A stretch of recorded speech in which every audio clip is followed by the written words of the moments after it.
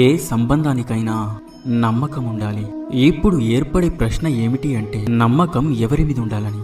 అది మీకు అర్థం కావాలంటే ముందుగా మీకు ఇది అర్థం కావాలి. కట్టడానికి ఉపయోగపడే తాడు దృఢంగా ఎలా తయారవుతుంది? ప్రతి తాడు మూడిటితో పినవేసుకుంటుంది.